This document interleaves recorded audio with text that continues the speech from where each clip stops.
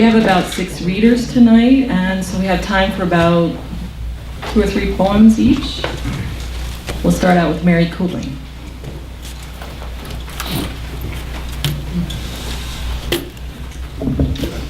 Hello, I'm Mary Cooley, and I'm not reading my own poetry tonight. I'm reading out of a book that was my father's. My father was a teacher for many, many years in East Lansing, and this book is called Speaker's Encyclopedia. I've actually been reading through it, and I found a couple of things that I thought you would enjoy. These are things that I actually remember my dad telling me, and here are 2 of them. If wisdom's ways you wisely seek, 5 things observe with care.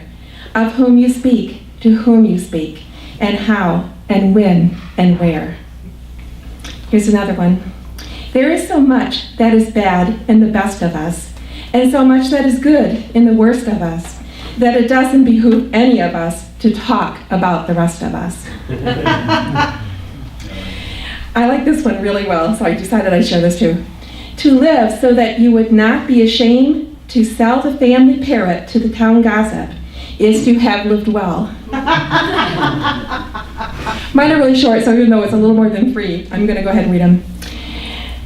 If I thought that a word of mine, perhaps unkind and untrue, would leave its trace on a loved one's face, I'd never speak it, would you? If I thought that a smile of mine might linger the whole day through and lighten some heart with a heavier part, I'd not withhold it, would you? And this is the last I'm sharing. Lost yesterday, somewhere between sunrise and sunset. 2 golden hours, each set with 60 diamond minutes. No reward is offered, for they are gone forever.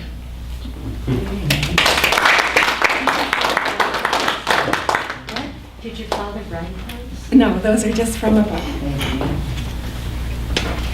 Our next reader is Todd M Copenhaber.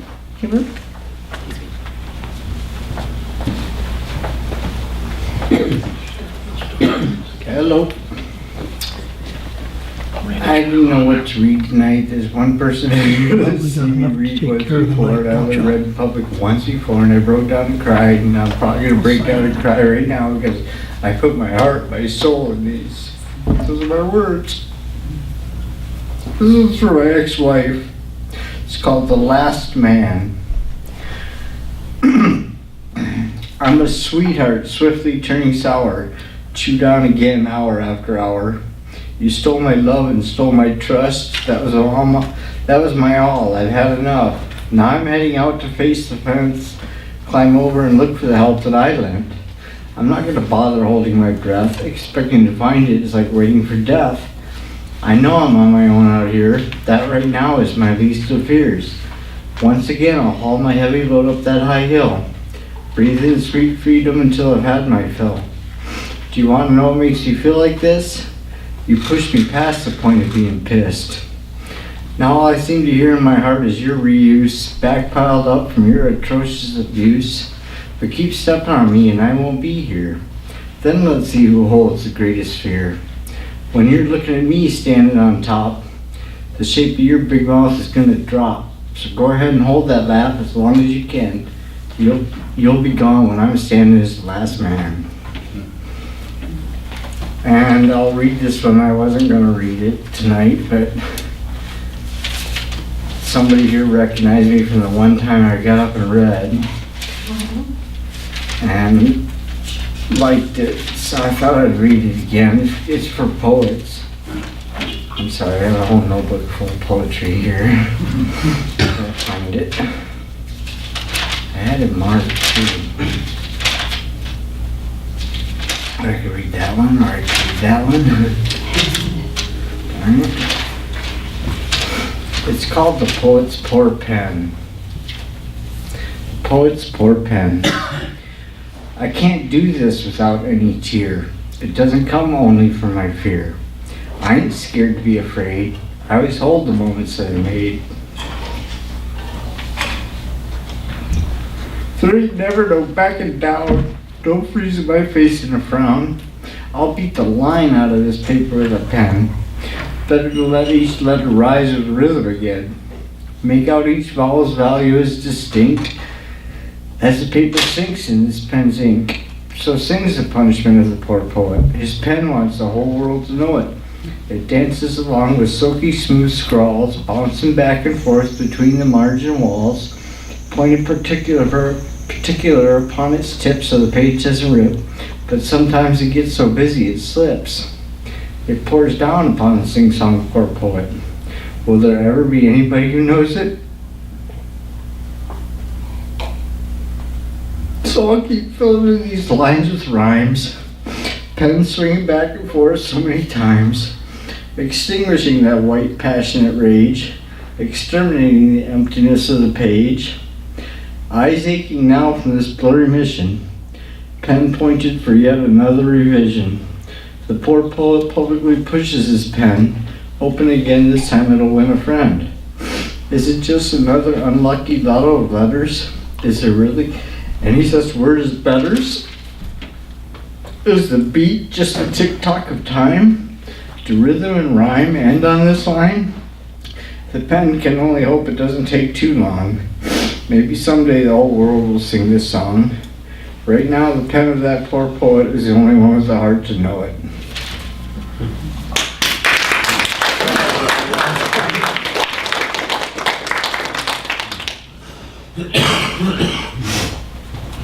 Our next reader is Frank Blissett.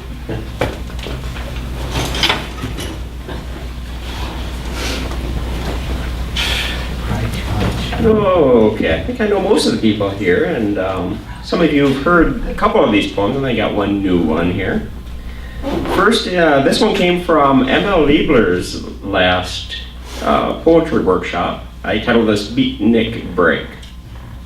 And this is just thoughts of spring and summer. And just 2 weeks past the last frost when spring's first green was gold, and we are fully in the final green of dirt road gravel and deer flies' eyes shining green. 2 days of rain, and the poplar branches are heavy against the roof, swishing the rhythm, alpha, beta, gamma, delta.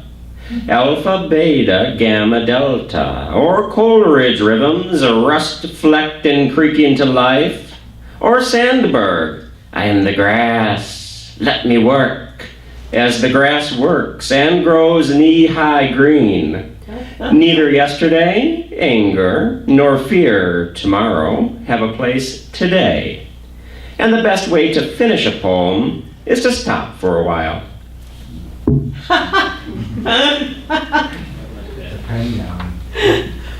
And this next one, baseball season is kind of winding down here. And there's actually a couple people in the room probably remember Yogi Berra as a baseball player. And I'm not going to explain a couple of the references here. I figure if anybody wants to look it up, they can. But here's Being Congratulated by Yogi Berra. Stocky back built of the great American myth, hunched and wildly swinging with intentional or unintentional wisdom. Then squat cougar low, the thwap a string wound round till leather, hard on soft leather, white on brown leather, stitches spinning, stee, stee, stee. Stocky 8, cougar high, pouncing black and white, first and only, forever and ever, amen.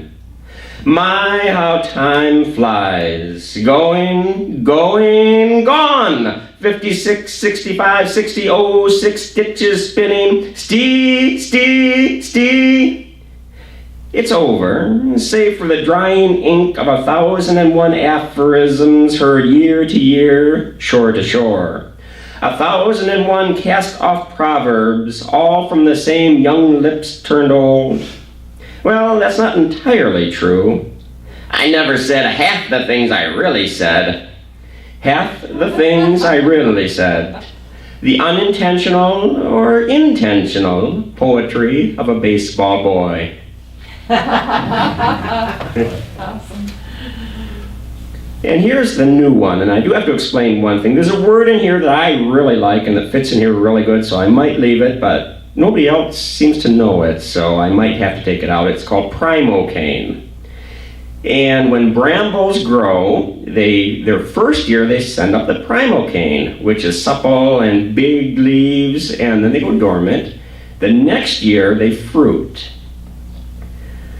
The blackberry primocanes, first year flung from reaching rhizomes, have big, gaudy, beautifully gaudy leaves. Next year they are reborn, small leaves on hard canes. For a brief bit of June they shine white with sprays of 5 rayed flowers. 2 months later, hornets will swarm the fermenting flesh and follow a meandering line back to their nest. The new queens will then be born, leaving the nest to the elements. It will slough off bits and pieces, disintegrating and gliding to the snow. The next spring it will fade into the soil, from which new blackberry canes rise, while the old prepare their slide. They have been reborn to die. Thank you.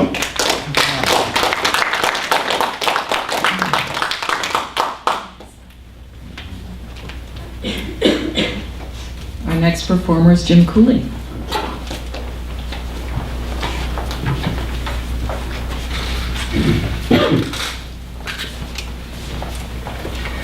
What if you had been accused of a crime perhaps you didn't do, your name slandered throughout history, and you, nearly illiterate, incapable of writing your own defense? And this, as the Irish say, this poem wrote itself with the help of my wife and my son Tommy, and it came about because there was this line that said, "A man who has a foot in each camp has a home in none, and so say the Shawandasi." And here is the story of a man who has a foot in each camp and a home in none. John Tanner was the Christian name my parents gave to me, and the Falcon was my slave name when captured by Shawnee. They sold me to Anishinaabe in the northern land, who raised me as their own in the wilds of Michigan. I learned to walk in rivers, no footprints did I make. A man walking in 2 worlds near Michigan's Great Lakes. I returned to my birth family, a stranger in their land. A man with a foot in each camp is hard to understand. My father and my brother, they could not comprehend how it hurt my soul to walk between 2 worlds in Michigan. I tried to take my family. My wife did not agree. She sent the tribal warriors in hot pursuit of me, and now I was a disabled man. My spirit was wounded and broken. Cruel words in any language hurt when they are spoken. I had a foot in each camp and a home in none. A wandering, broken man without a dollar to my name. I worked the language road of schoolcrafts, Henry and Brother James. More trouble followed me. Henry would not give me my earned pay. I worked so hard for schoolcrafts. Why did they act this way? The schoolcrafts were known far and wide, had notoriety and fame. Dishonest men, they treated me wrong. I learned to hate their name. Well, James, he ran the local company store, and crooked money made. They needed me an interpreter to facilitate their trade. They played me like a fiddle, refused me all my pay, and soon I worked for nothing, giving all my time away. I was what Henry and James needed, a man who spoke 2 tongues, a man who had a foot in each camp and a home in none. My debts, they just kept growing, the path to bitterness paved, and once more old Johnny Tanner found himself a slave. I tried to work for room and board just to eat and sleep. A wife, a child, they were my dream, a dream I couldn't keep. When finally I had a family, they were stolen from me. They told me I was unfit and wouldn't let me be. To Detroit, Henry traveled to make a legal decree, his intent to take my new wife and child far away from me. A law was passed to take my family and steal them off Water Street, a law written in spite and hate to knock me off my feet. They tore my babe out of my arms and my lovely wife, these dear ones I was living for in this hard scrabble life. Because they made this law, I never saw my child again. I had a foot in each camp and a home in none. My heart is broken, my body old. I have what one thing I can control. It's a fire burning for revenge that's kindled in my soul. My mind's made up, them schoolcraft boys best be ready. My aim's still straight and true, and my trigger finger steady. The schoolcraft threw me into jail, where my debts grew and grew. My determination for revenge was all my spirit now knew. These brothers couldn't hold me with no charge against me. They thought me too broken to be a threat, too weak to be an enemy. James ended up with a shot at him, and from this shot did die. I disappeared about that time, and no one knows why. The evidence, wadding from the shot hymnal pages I had once transcribed. My home was burned to the ground near time that Schoolcraft died. Some say his wife shot him for all his cheating and his lies, when he was shot in broad daylight at close range that July. The Falcon flew away that night into history. I, Johnny Tanner Falcon, remains Sioux's biggest mystery. I had a foot in each camp and a home in none. And if you hear a shot ring out some silent night, Johnny Tanner's come for you, and you're standing in his sights.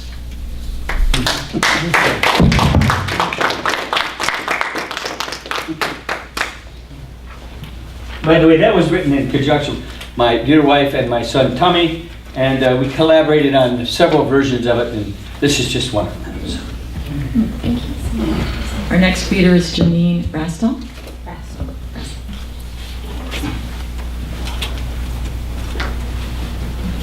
Hi, my name's Janine Rast, and I came from Marquette, New Marquette, to hear Julie read, and saw you were doing some open mics, so I thought I'd read just a couple short pieces.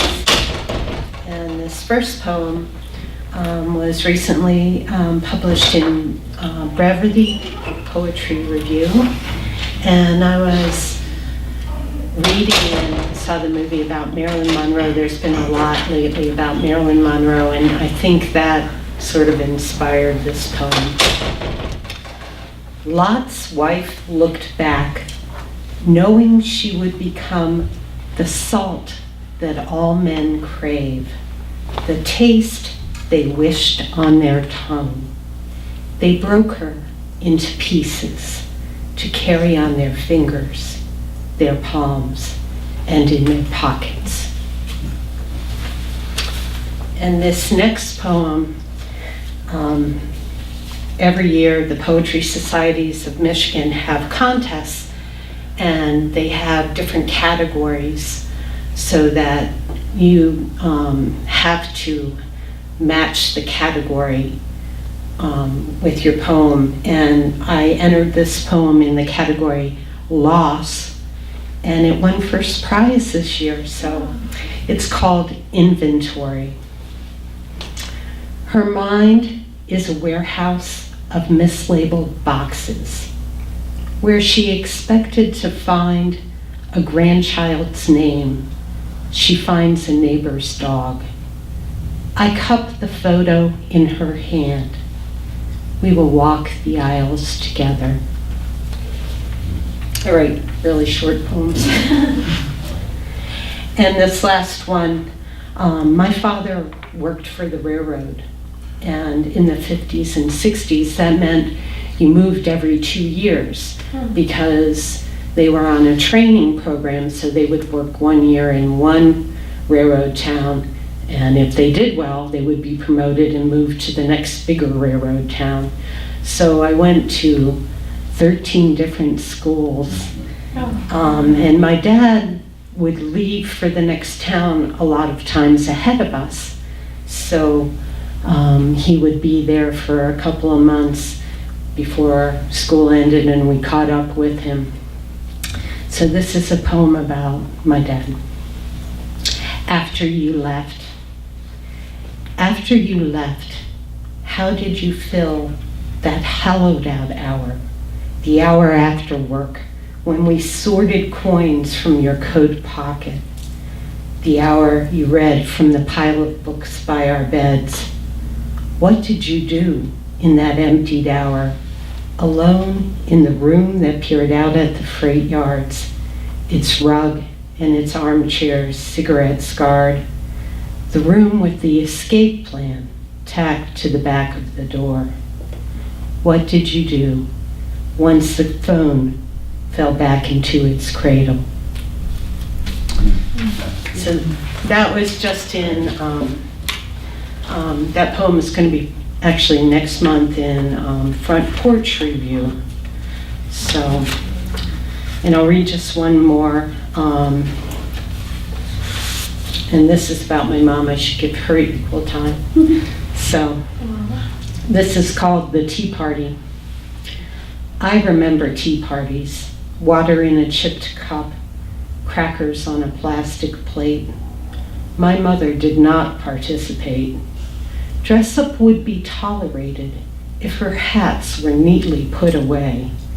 She taught us gin and solitaire, how to shuffle in tidy stacks. She liked croquet and hopscotch. She swept us all at Jack's. She preferred games with rules, not because she'd win, but because she knew how each game would end. Thank you so much.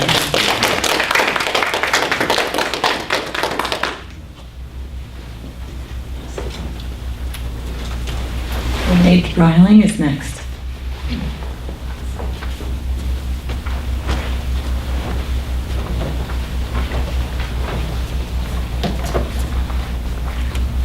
I find that sometimes I get poems when seemingly unrelated things kind of collide. And that's kind of what happened with this one. It was a conversation with Anne Marie Smith, for those of you who know her, and reading an essay by Gloria Steinem. The title is, Yes, We Have Come a Long Way, Baby, and by the way, don't call me baby. Honey, I am not your sweetie pie. Neither am I just waiting around for you to tell me that I'm pretty. I don't give a damn if you think so or not. Saying it will, as the saying goes, get you nowhere. From here, we can tell you we only want respect with a generous dash of civility, which is different than chivalry. Figure it out. From here, we can say we've had enough of being patronized, bullied, and forced into mommy roles. From here, we can tell you we have come a long way, but we would hate to think we have made this journey alone. And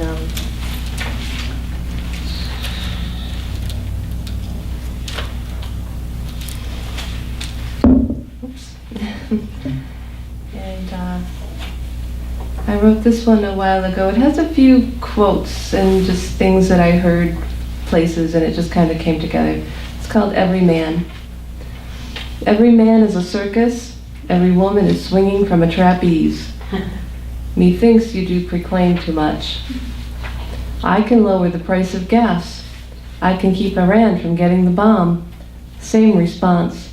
Please don't promise what you preach. Every man is a lump of clay, every woman is clinging to a myth. Methinks you think you know too much. This country can go back to being great. Every word I say should be a title for a book. Same response. Putting many words together doesn't make a speech. And I'm going to read one more, break both taboos of religion and politics.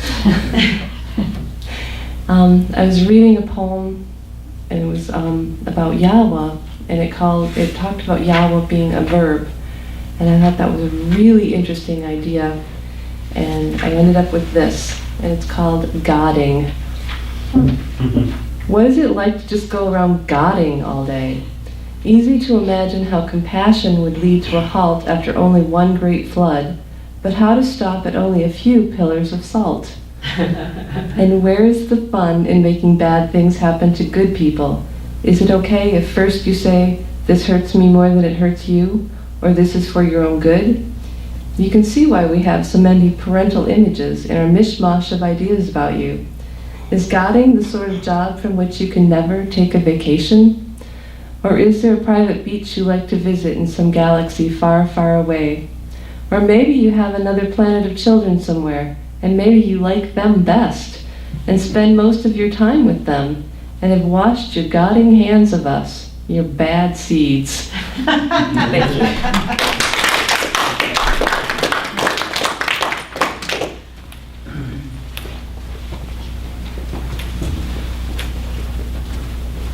And our last poet is Ed Herman.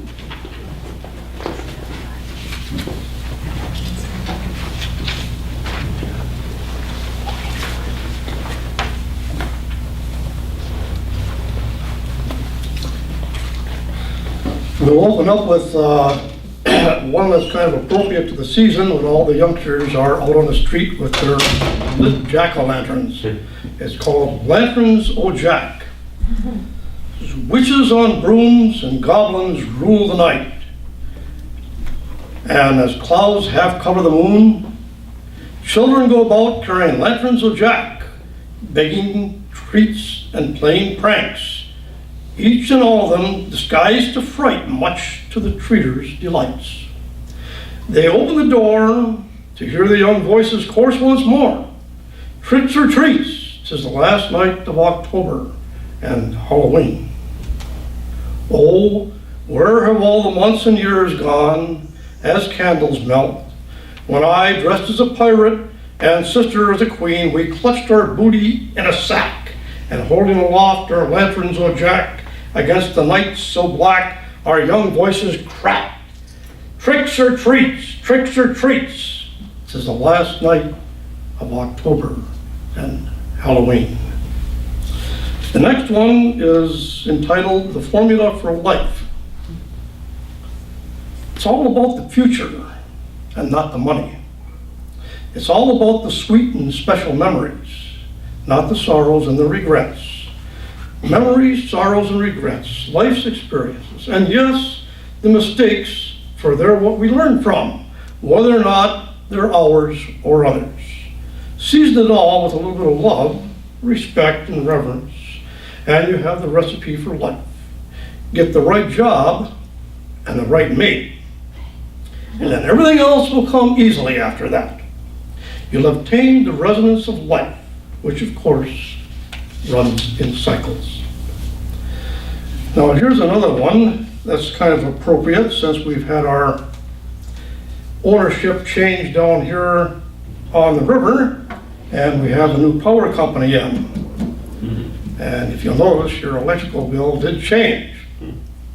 So this is Ode to It All, ODE or else OWED. Ampsies, ohmsies, wattsies, and voltsies.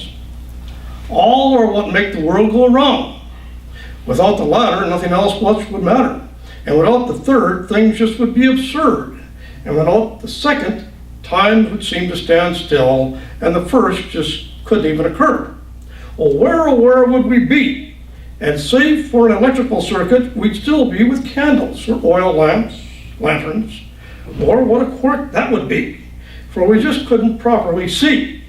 So if we didn't have the ampsies, the ohmsies, the wattsies, and the voltsies, well, I just wouldn't know you, and you wouldn't know me, and well, nothing else simply could be. This last one is entitled, well, we have another longer one here. I don't know if we're going to get to that one, but not. This one is Dead River. Always remember the river you grew up on. Like the palm of your hand, for you get to float it only once. Turn your palms up, and thereupon look at the river's branches and feel the paddle in your hands. You could have turned this way or that. Look over the side. See the changing reflections. Too late now to swing back. Upstream into the current, your youth is spent. The spring is gone from the paddle. An autumn leaf, just like one you floated the river of life, and now enter the mouth of the sea ever after. This next, last one, probably, I don't think we'll get to the last one. This is kind of in keeping with what's going on right now around not just the state but the country. The War of 1812. And this one commemorates what it must have been like aboard a ship of war and found yourself in battle.